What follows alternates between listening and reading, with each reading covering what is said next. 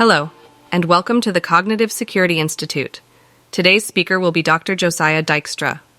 Josiah will be presenting Myths and Misconceptions about Humans and Cybersecurity. Josiah Dykstra is a seasoned cybersecurity practitioner, researcher, author, and speaker.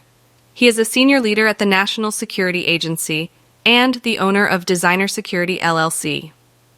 Dr. Dykstra holds a Ph.D. in computer science and previously served as a cyber operator and researcher. He has studied stress in hacking, action bias in incident response, and the economics of knowing when sharing threat intelligence is more work than it is worth. Dr. Dykstra is the author of numerous research papers, the book Essential Cybersecurity Science, and co-author of Cybersecurity Myths and Misconceptions. And with that, I will turn it over to Josiah. Thank you for that great introduction. Thanks for having me. This is an excellent opportunity to talk to a lot of smart, amazing people. Thank you for your interest in this topic, joining and listening, and thanks for your contributions. I know you are all doing a lot of work that is of benefit and help to the topics that I'm going to talk about today.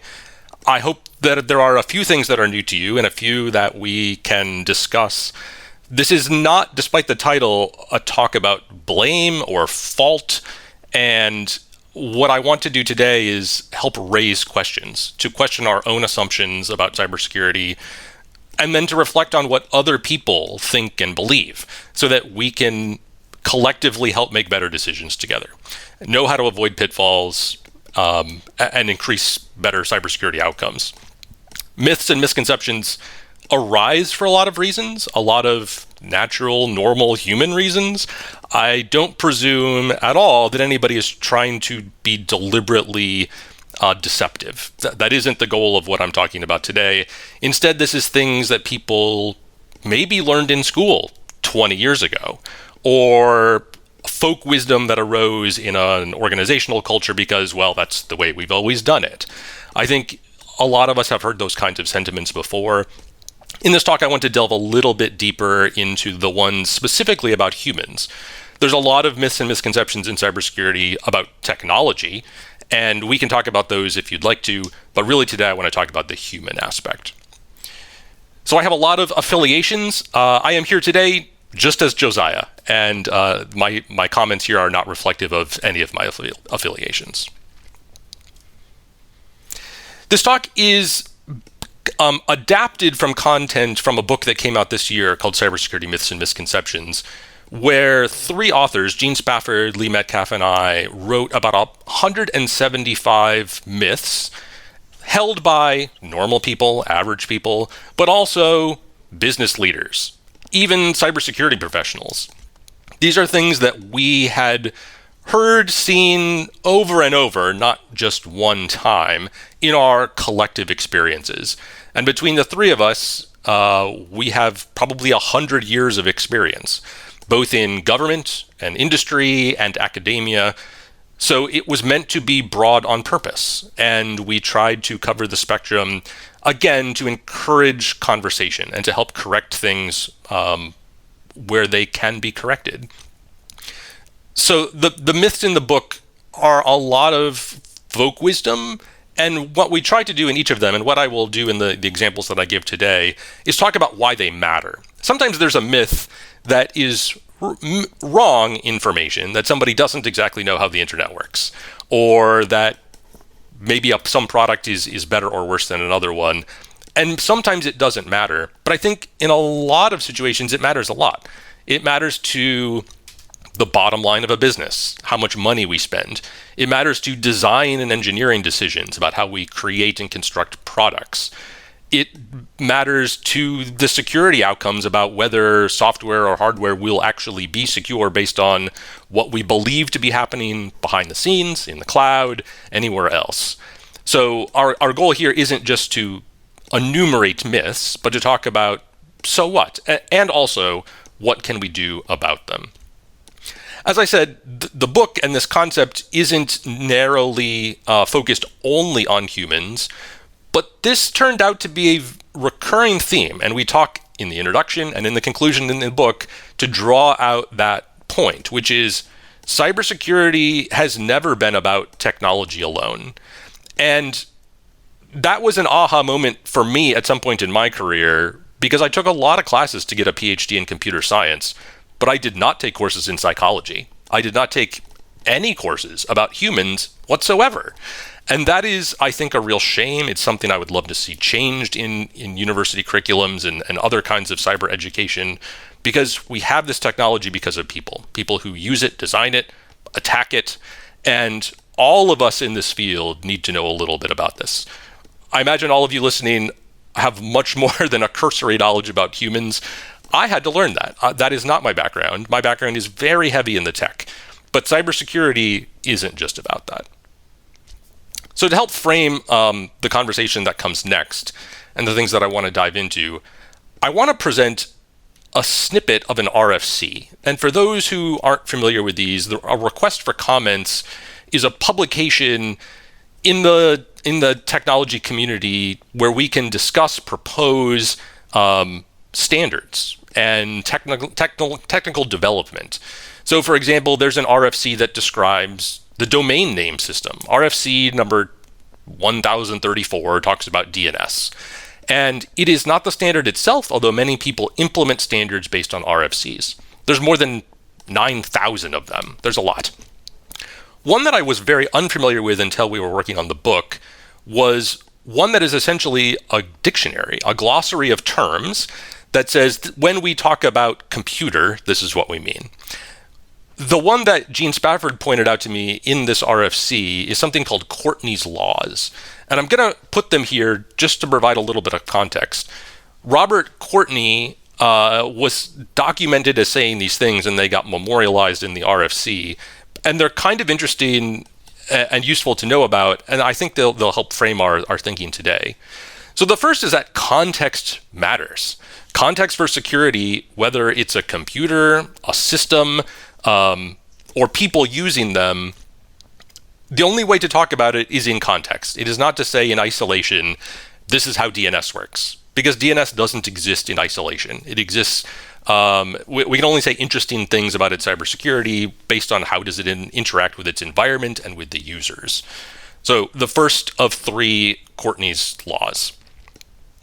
Number two isn't precisely about humans, but about cybersecurity in general, and that is kind of the economics. This is something I've started to think a little bit more about, because I think lots of decisions in cybersecurity have an economic flavor to them, and that's not just money, but time and effort and those sorts of things.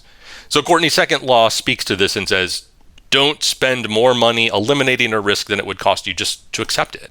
Why spend $1 million for security of your home if your home is worth $100,000? That's an irrational decision. And then the corollaries, as you'd expect, sort of match up, which is you can't have perfect security. The no amount of money will get you that. And you can never have zero risk. Lots of us as technologists in this profession, and even some of my colleagues who are practitioners, believe that if we worked hard enough, we could stop all the problems. We could get to zero risk. And that is an impossible goal. It should never be the goal of a CISO. A CEO of a company should never demand it of the security team because it's impossible. I was just at a conference recently about cyber insurance, and cyber insurance plays a role no matter how good your cybersecurity team is because it helps manage residual risk. Happy to talk more about that if you'd like. The third of Courtney's laws is precisely about people, maybe in a way that is not intuitive, but it's that there are no technical solutions to management problems, but there are management solutions to technical problems. Needless to say, that is my sort of segue to the fact that people matter a lot. We cannot get rid of people with technology. Even AI is not going to replace all of the humans doing all of the things that they will need to do. So Courtney's laws, if you want to refer to them, look up RFC 4949. There's lots of other interesting nuggets in there. This is the one I wanted to point out for you today. So in this book on myths and misconceptions, we have 5 chapters in a section specifically called human issues. And I'm going to talk about all 5 of these and give you an example here in a second. What we discovered, and even as I went back looking at the concepts to find examples for you today, is that there are a lot of other chapters in other sections which also deal almost exclusively with people. For example, the use of analogies in cybersecurity are very prevalent. Sometimes they are helpful and sometimes they are misleading or catastrophic. And the reason that we have analogies, again, is a human topic. We wouldn't need to do that if communication wasn't an important part of cybersecurity. But it is, in fact, largely human. So is the law. The law is a human construct. There are legal issues in cybersecurity that deal with people and jurisdiction of where humans commit crimes. And the last one that's often a favorite for me are visualizations. Bad dashboards, things like pie charts. Again, because I never took human factors, I didn't know better. And a lot of users who ask for things like pie charts on their security dashboard don't know the downsides of that choice. But that's a human issue, right? It's not that the visualization on its own on a piece of paper in a closet is a problem, but humans trying to interpret and interact with it raises a lot of challenges. So this human issue is prevalent across no matter any issue that we talk about in cybersecurity. But I'm going to go through today the 5 at the top, starting with faulty assumptions and magical thinking. So in this chapter, we actually talk about 18 or 19 specific things. And when I use these words, what I mean are errors that people make based on incorrect assumptions or poor information, usually that lack enough evidentiary support. So simply wishing that a user knows how to identify phishing doesn't make it true. That's magical thinking. I wish that everybody knew what phishing looked like, and so I'm going to use that assumption to follow on to make a decision that's a poor decision. Faulty assumptions are an error in the basis for a decision, which is different than biases, and we're going to come to biases in a little bit. But of course, these things matter because CISOs and other people in cybersecurity are fired for bad outcomes. So we need them to make good decisions. And so that leads me to the specific instance of this myth that I want to talk about today, which is this misperception that security people control security outcomes. You can imagine an uneducated person thinking that they have a problem, their computer gets infected. And so they hire a company, they hire a child, they hire one of their children to come help fix this problem. They buy some technology and they think, well, these things are going to control whether I get infected, right? But in fact, there are things out of our control. And all of us as humans, very natural, want control. We want to control over our health, our lives, our situation, how much money we make, how happy we are.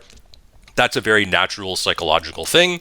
And so I want control over the security of my computer too.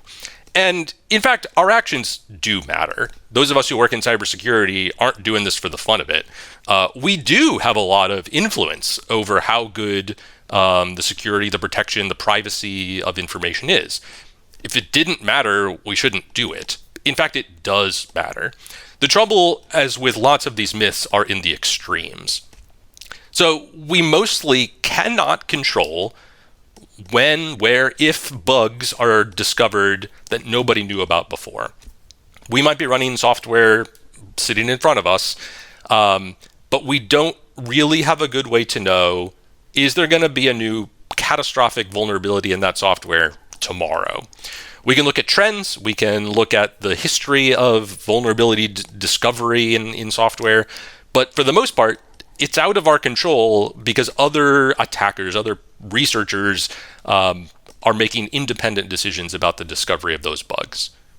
And then number 2, we mostly can't control how those bugs and those attackers will be used. Who will attack us, when, where, how? We have some influence on this. We can put up barriers like firewalls. We can put a notice on our website that says we have deception on this network to deter attackers. But for the most part, the attacker gets to decide to go after victim A or victim B, whether they do it at 11 o'clock or 12, whether they send a crafted phishing or denial of service. We have very little control as the owners of networks over those kinds of attacks. And if a CISO or other security leader forgets about the things that aren't in our control, they might try and hold the security team accountable for the things that they just don't have any business holding them accountable for. We can certainly hold security teams accountable for doing their job, for doing the best that they know how to do, but we must also acknowledge there are things out of our control. So this is an example of faulty assumptions that one might make if we didn't have that kind of in-depth thinking. Just to give you a flavor of other kinds of myths in this chapter, we talk, for example, about human rationality, which often comes down to user behavior. We talk a little bit about the user is the weakest link misconception, that there is a more comprehensive, complex part of that conversation. We talk a lot about mostly people not in the security industry who think, for example, everybody is out to get me. I can't use the internet for banking because everybody's trying to attack me. That's an extreme position. Not everybody holds it, but we talk about why that is not a reasonable thing to think. What are the implications and how to get out of it? And then another one that I've started to talk a bit publicly about, which are about best practices. We have a lot of best practices in cybersecurity. There are best practices everywhere, in medicine, in construction, wherever we look. The challenge with that one is that what's optimal for you and your environment and your situation isn't necessarily the same as everybody else. It's not that we're all special snowflakes. It's just that we might be a big business versus a small business. And so cybersecurity that says everybody must do 25 hours of education, that might be appropriate in some situations and not others. And so we talk about why the phrase best practices can be a little bit misleading. So I'm going to pivot to another topic, which are fallacies and misunderstandings. A logical fallacy is an error in the reasoning with an argument, particularly when we're trying to persuade someone. And debate is actually a healthy thing in cybersecurity. I welcome it. I think it done well, it can really help evolve and advance the outcomes in cybersecurity. But fallacies make arguments less effective, less compelling, and they've been studied for millennia. Long before there were computers, there were people naming and studying fallacies, which are very well understood. Some of them have old Latin names, like the ad hominem fallacy. Some of them have modern colloquial names, like the gambler's fallacy. Most of these come from trying to win arguments, and they make your argument less strong. They might make it unethical. So avoiding those mental pitfalls, that is a really important, valuable thing. So what I'm going to talk here for a moment about is the straw hacker fallacy, which might sound to you a little familiar based on one that other people know called the straw man fallacy. The straw man fallacy is a general fallacy about somebody distorting the other person's argument and then attacking the distorted version of the arguments. So making a straw man and attacking the straw man rather than trying to rebut or respond to the argument that the person is actually making. So the straw hacker fallacy bears a little bit of resemblance to that, but it has to deal with the fact that we know what we know and we see what's right in front of us. So what do I mean by that? I mean that when we're trying to defend a system, a network, even a user, instead of thinking about all the possible ways that might be attacked or compromised, we think about those that we know, that we are familiar with, maybe the ones that we've seen most recently. You can see biases starting to play a part here, and assuming that the ones that we think about first matter the most. But of course, attackers are not us. None of us here are in that business. We are all good law-abiding people, and so we think that the attackers think like us, when in fact, there's very little reason to think that. We've seen attackers be very clever in their attacks, be very unpredictable, right? I said we can't predict always when they're going to come after us.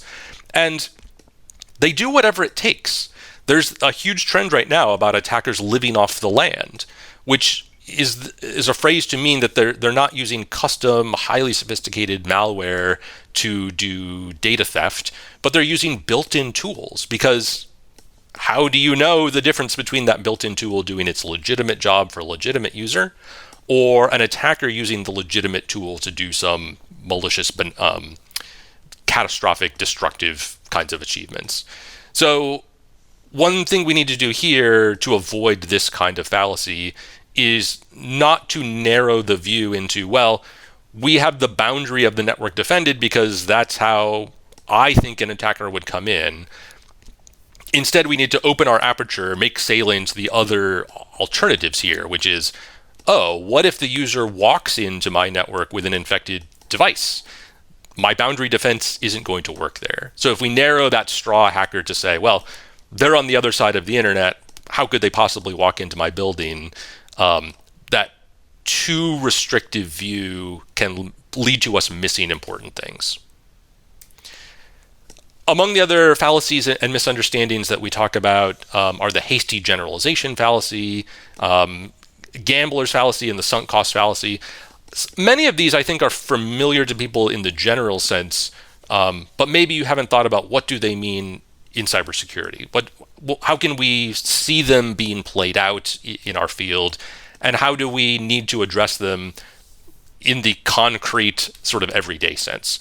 Because I see these rise up all the time. When I talk to friends and colleagues and clients, they are making these kinds of these mental errors all the time.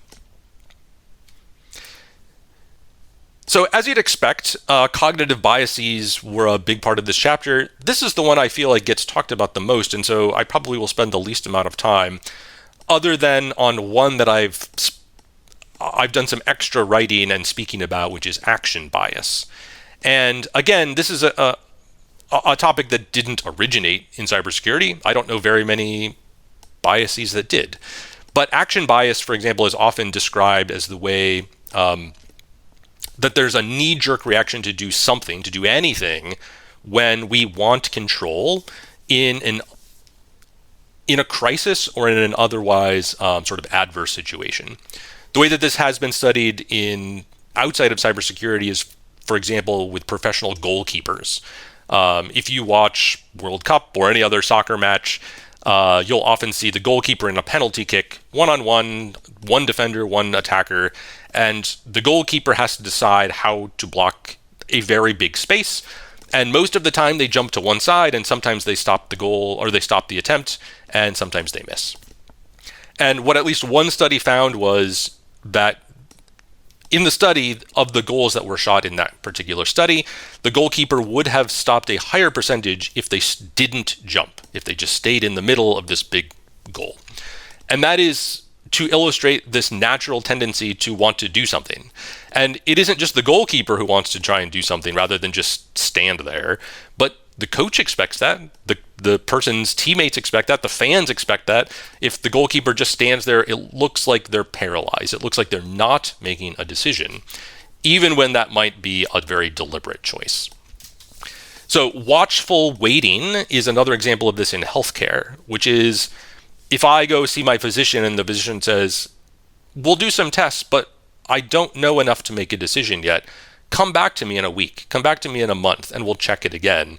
That can feel to me as the patient unsatisfactory because it seems like, shouldn't we do something? Shouldn't I get some pills, or shouldn't we go run some tests? When in fact the physician is making an informed choice, and that informed choice is not because they're not educated or they're not doing the right thing, but the slowing down helps prevent errors. Needless costs, I don't need those pills, we don't need to tax the healthcare system with an extra test. What it looks like in cybersecurity is more preparation. And the reason that I harp a lot on not just having incident response plans, but testing the plans is to help make sure that the plans are effective, that they're accurate, that people have them in their mind when they need to do them, so that in the crisis, the security team isn't having to decide, where are those logs? How do we know if this was ransomware? Who do we call next? All of that can be done by slowing down before the event ever happens in the creation of those plans and in the practicing of those plans. that can be unsatisfactory to somebody, for example, who sits on the board of directors of a company. And they might say, it looks like the security team isn't responding. We've had a major data breach. Why aren't they doing anything? And it could be that the security team has a really great plan, which is we need to gather evidence. We can't just pull the plug, which is the knee-jerk thing to do. We need to go figure out what happened, investigate to make the best choice. We might make a worse choice if we reacted sort of carelessly. Eisenhower, I think, was the one who said the quote that plans are worthless, but planning is everything. I think that applies a lot in action bias, and I see a lot of action bias in cybersecurity. Again, I won't dwell on these because I think they've been talked about a lot and are well understood. We talk in the book about a dozen or 24 common biases: confirmation bias, availability, and social proof, all of which have really precise ties to our work in cybersecurity. I will tell you, I see these biases pop up not only in users, but also in security professionals. People who do cybersecurity research fall for confirmation bias, no doubt. Security leadership falls for things like social proof. What are the other CEOs doing? What are other companies our size doing? That will get them on board faster than being the only one. And more, we're starting, I think, to understand in our community that these biases affect attackers. And I'm really glad to see more and more active work trying to understand even the inducing of biases for defensive benefit. If I can make the attacker fall, for example, for confirmation bias, and that helps defend my network, that's a really interesting, cool concept. So I spend a lot of time watching that kind of research. The next kind of topic I want to talk about are perverse incentives and the Cobra effect. Before I get into the one here about security vendors, for those who aren't familiar with this concept, perverse incentives are situations where there is a well-meaning approach to solving a cybersecurity problem, but the implementation of that approach actually introduces more problems than it solves. And the Cobra effect stems from an old anecdote, at least maybe historically accurate, that was trying to get rid of cobras by saying, bring us captured, killed cobras because there's too many in the city. And what that led to was, yes, for a short time, the population of cobras went down. And then, as you might surmise, being adversarial thinkers, people started breeding cobras to collect payments because they had more to turn in. And so the problem got worse. The number of cobras in the city went up. That is a perverse incentive. The more that we started thinking about this, the more we saw examples in cybersecurity. A little bit unexpected. But when you start to put your mind to it, they start to come a little bit more easily. And for example, one is this one I have here, that the goal of a security vendor is to keep you secure. I know you're already thinking, but Josiah, would they sell their product if they had junk? And my answer is maybe. Some of them do. Yes, they need to entice you to buy the product. They need to try and keep you paying money to continue to have it. But in fact, the goal of any business is to make money. That is just the bottom line for a business. If their goal was not to make money, they are not, in fact, living up to the expectations of them. So one reason I think we see a lot of distorted facts, a lot of misleading marketing, is because those vendors need to sell product or services to us. And sure, those products say we will be more secure, that they will detect X percentage of vulnerabilities, that we will have faster response times and be more resilient. A lot of that marketing is psychology. And in fact, that goal is at tension with the security goal. Often those marketing experts understand there are things that we want. They understand the marketplace. They know that AI is popular. And if they say our product has AI, they probably sell more. whether or not it's true, and whether or not we need it. And so those of us who have the opportunity to evaluate products or to purchase or recommend them have to be very clear-eyed about that. The security vendor is selling a product. It really might help us. It really might make our security better. But we have to remember that vendor is trying to make money. They do not necessarily put our security first, no matter what they say. This is an important one to keep in mind if you have the ability to do so.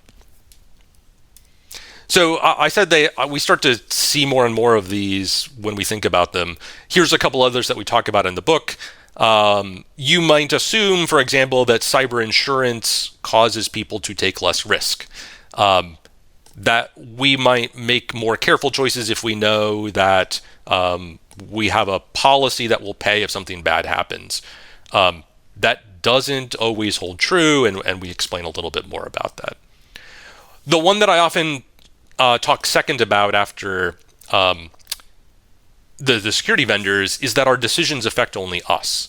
And in economics, the externalities of decisions are a well understood theme that we don't always think about in cybersecurity. That happens on an individual basis. For example, a user might say, I can pick a weak password because it only affects me. Who gets hurt except for me? But in fact, if that user gets compromised and the attacker uses their account to exploit trust, they might spread that malicious email or malicious code to other people in the company, other people in the family. And so that happens on an individual level, and it certainly happens on a corporate level. A company might say the same. We can make risky decisions because we're the only ones who would have any problem if it goes wrong. In fact, that is not true. There are lots of externalities that need to be taken into account. And the last one here is about fines and penalties. This comes up a lot in compliance. For example, you might expect that a physician who's bound by HIPAA would take less risk because of the threat of fines or legal action. We see a lot of counterexamples of that. So those fines and penalties don't always have the desired effect. Not that it maybe increases the risk that people take, but it doesn't always lead to the outcome that a well-intentioned proposer of that process might have envisioned. So the fifth area that I want to talk about here is a general category of problems and solutions. This one isn't necessarily a catch-all, but it's a little bit broader of some ideas. And the one that I want to bring to your attention for today is that failure is not an option in cybersecurity.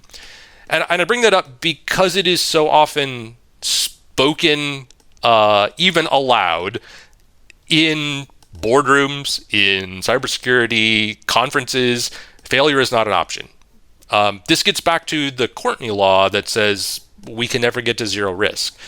But if we say we've had a major data breach, that can never happen again. Failure is not an option. Cybersecurity team, you must prevent this 100% or you're fired. This is where that myth starts to intersect with this one. Failure means that we are looking for blame, and I think blame is a naturally tempting human tendency that is very rarely constructive. We want to have a person in a bad outcome to say, that decision that you made was wrong and you made a bad choice. When in fact, bad outcomes and bad choices are not the same thing, not necessarily correlated. Good choices very often, sometimes, lead to bad outcomes. But that doesn't mean that that lesson wasn't valuable. I have long promised and or threatened, I guess, to start a journal about negative results in cybersecurity. Things that the community collectively tried that didn't work for some reason. Because I want to prevent other people from having exactly the same mistake. We all ought to learn from the things that we've tried. These aren't failures, they're just negative results. And the research community, I think, understands that better than practitioners who say, well, we ran an experiment, it didn't work, so we're just going to throw that away and move on. In fact, documenting that, sharing those negative results, that's an incredibly powerful and useful thing to do. Other problems and solutions that we dive into that we can talk about if you'd like to, things like anecdotes driving decisions and solutions. That happens quite a bit. People who just heard about something, or they know somebody who had a situation that what worked for them might work for us too. More nuanced than it seems on the surface. There's a huge push, I think, as all of us know, to automate, to add the machine learning to every cybersecurity process and make it as efficient as possible. We talk in that particular section about how there are some things where automation doesn't help. And that is counterintuitive unless you deliberately think about it. And then a final thing about humans, which is about our training and education. We talk for several pages longer than other myths about professional certifications and degrees and gatekeeping in cybersecurity and the need for diversity of talent, diversity of backgrounds, the fact that there is a lot of work for which a certificate or a certification is useful. And there are other times where demanding it is unnecessary and it prevents people from doing good work and contributing when in fact they don't need those. And so we try to tease apart the situation these days with professional certifications. So I'll summarize here a little bit and then welcome the discussion. I'll reiterate again that we will never have a world without myths. We didn't think that to be the goal in our writing. We don't think that it will be a reasonable goal. In fact, myths might become more common. The fact that people have such wide and deep available information that spreads very quickly, very well might mean that myths are more common and more prevalent, and we need to be more diligent about identifying them, correcting them where we can. Again, this isn't misinformation. It's just that once something gets out there that says the internet runs on the backs of pigeons, if a lot of people for some reason started to believe that, it would be our job to recognize that and to make sure that the correct information got out there. So 4 things that I think all of us can do and that I would encourage you to talk to your communities about. The first is to be careful about overgeneralization. This just crops up in so many different disparate kinds of myths to say, well, all users do X, or all users have technology Y. I have seen a lot of companies who assume that people have the latest, greatest technology, and the apps that they build won't run on old smartphones, or they disenfranchise people who don't have phones at all. If that's the only way to book an airline reservation, or to get a vaccine, or to board an airplane, we have to be so cautious to remember that those overgeneralizations lead to poor outcomes. Number 2, and this applies to the myths I think you saw here, and the ones that are even technology-centric, are to prioritize people first. This community, I think, understands that as well as anybody else. Thank you for being out there. Continue to spread that word. The third one has to do with more than just action buys, but in general, it's slowing down our thinking, right? The Kahneman thinking fast and slow. When we make very quick heuristical decisions in cybersecurity, very often that leads to an outcome that could have just been improved or avoided by devoting a little bit of extra slow, careful thought. That applies to lots of situations, and I think we can look for myths that start to populate because people just took fast, slow, or a fast thinking that could just be avoided with a little bit of careful effort. And the last one here is that we all must keep learning. I have had to teach myself Python. That wasn't a big language when I went to school. I've had to teach myself machine learning, even though it was in existence when I went to school. There are always things that I need to keep learning, not only to recognize that that is how cybersecurity works, this is a continual evolution, but also because if I stop learning, I am more likely to succumb to myths about things that I learned long ago that have just changed. What I learned in school 20, 25 years ago, some of that is still true, and some of it has changed an incredible amount. So much technology is different now than it was then. When I was going to school, HTTPS was not a common choice because it actually did slow down servers, and that has wildly changed in the last 20 years. It works now, it is very efficient, it is really the only reasonable choice. But all of those things will change, and in the next 20 years, I can't even begin to imagine what else will be different. So I encourage you to continue to think about all of these myths and misconceptions. I look forward to hearing about more. We certainly didn't try to cover all of them, and I, in all of my conversations, learned about another one that I hadn't considered, hadn't thought about. So thank you for your contributions. I will leave my contact information here and look forward to talking with you all. Thank you.